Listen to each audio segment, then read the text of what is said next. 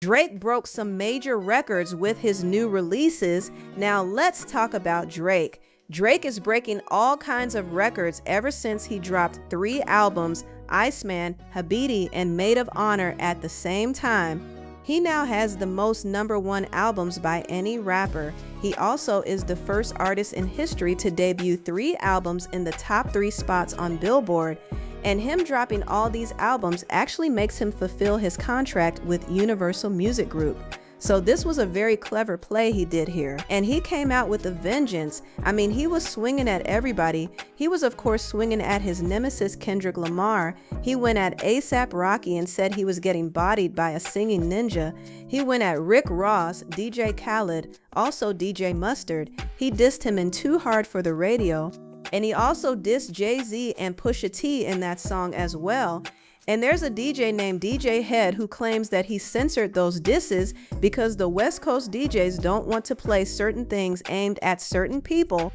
And it's interesting because they had no problem playing Not Like Us, where Kendrick was literally calling Drake a PDF file, but now people like DJ Head has issues playing songs that are coming against people that he actually likes. I have an edit of Too Hard for the Radio that you can play without disses in it. For the DJs who feel conflicted, if you go to djhead.com, it's just a DJ Head edit that you can play free of charge. You can download it. So much hypocrisy.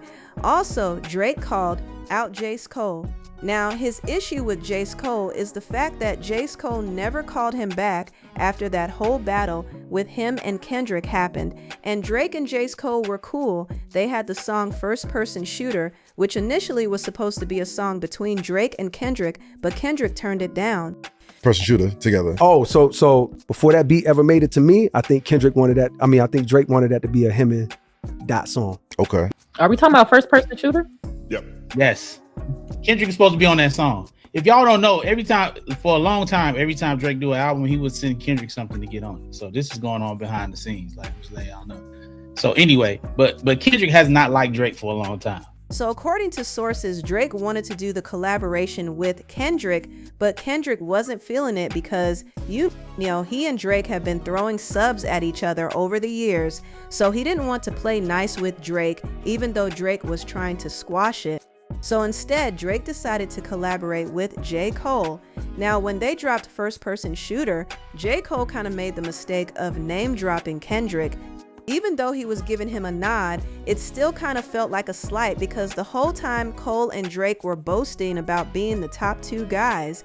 And then there's Kendrick being number 3.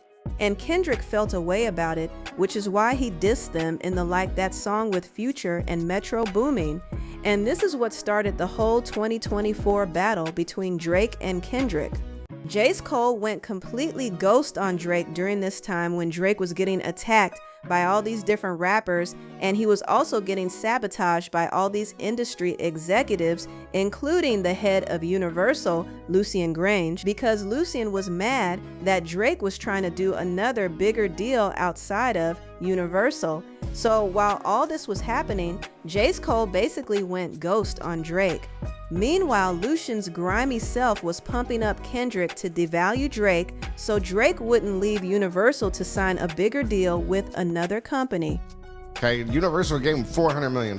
For what? For as an advance on his royalties. Okay. Well, he recouped that within the year and a half, something like that. Was already in renegotiations. Then Sony came along, said we'll give you $500 million. And he had leverage. Universal was like, no. And then that's what this case is about. Okay, did you release Kendrick and sabotage me to get my numbers down so that I didn't have the leverage to get this money? And because I was going to go to Sony, you wanted to ruin it. And I mean, that's what we went through with Mariah, was they were trying to devalue her brand at the end of the Sony run. You know, the J-Lo thing, the Ja Rule thing, all of that stuff was to devalue her brand before she jumped labels. Exactly. The head of Sony at the time, Tommy Matta, who was also Mariah's ex-husband, was trying to ruin her career and use J-Lo to do it. He had J-Lo stealing her ideas, stealing her songs, which is why Mariah didn't like J-Lo for a long time. And basically, Lucian Grange was using the same tactic with Drake. He was using Kendrick to punish Drake for trying to leave and get a better deal. This is why I have a different perspective on the battle now, because at first I was all here for it, but I realized they did Drake really dirty, which is why he sued, like he had an issue with the label.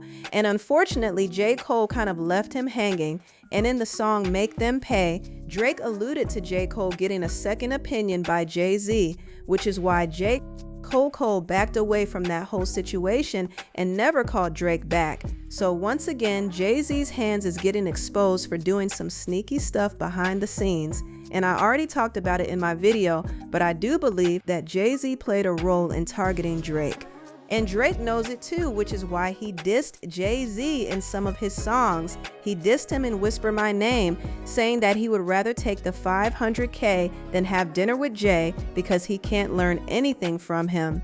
He also dissed him in Too Hard for the Radio and brought up, the fact that Jay-Z was mentioned in the Epstein files. He said, "Dang, y'all was really island hopping back then, huh? Now your names got redacted.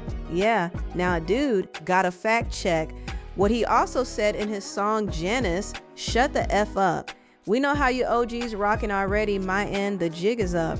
So he was kind of referencing Nicki's tweet when she was going at Jay-Z saying the jig is up. Jay-Z's nickname is also So. He's calling Jay-Z to the floor. And I don't think Jay-Z really wanted to engage with Drake, but it looks like he's going to have to at least say something. Drake even put subliminals in his video, and some people were saying that this was supposed to be Beyonce. I don't know if that's the case here, but those are the conspiracy theories. I don't know. Drake was alluding to something, and it kind of felt spooky. I'll just say that. Also, Drake trolled A$AP Rocky. Drake and A$AP Rocky been going back and forth, and really their main issue is over Rihanna. I've talked about this in my previous video. I do kind of feel like Drake is still somewhat bitter towards Rihanna. I don't know what happened between them, but I do kind of sense some saltiness from Drake that Rihanna has moved on to A$AP Rocky.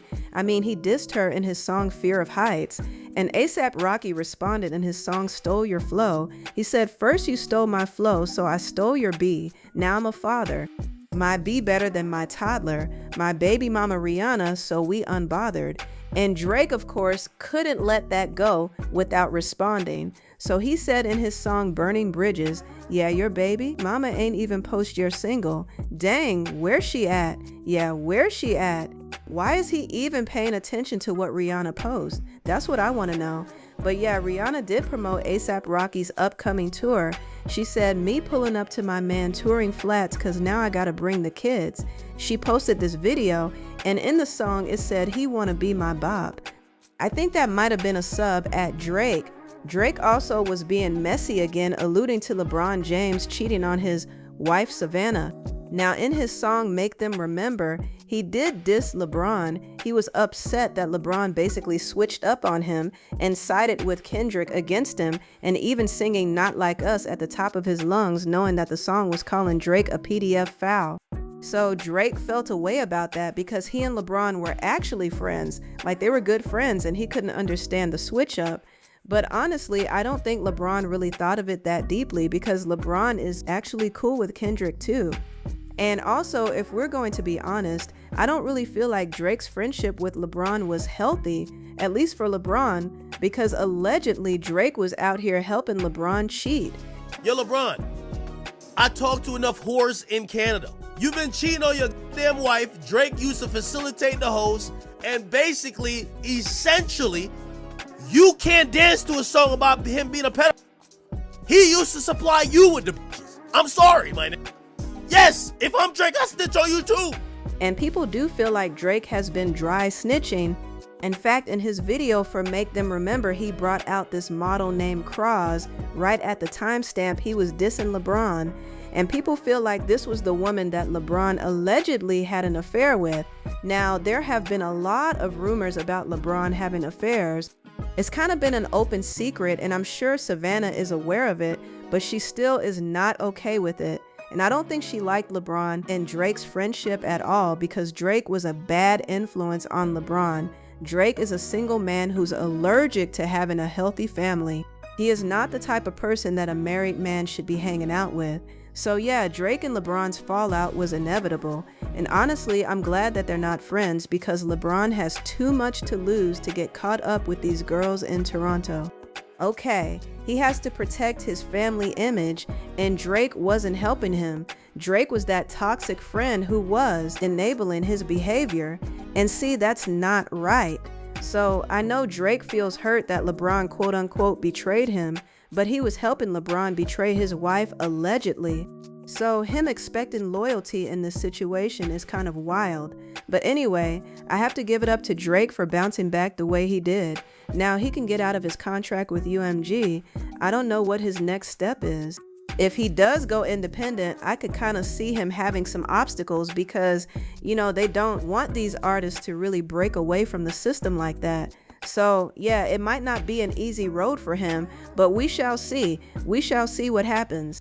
But anyway, tell me what y'all think about this video down below. Please like, comment, and subscribe, and share this video if you care. Thank you so much for watching, and I'll see you next time. Bye.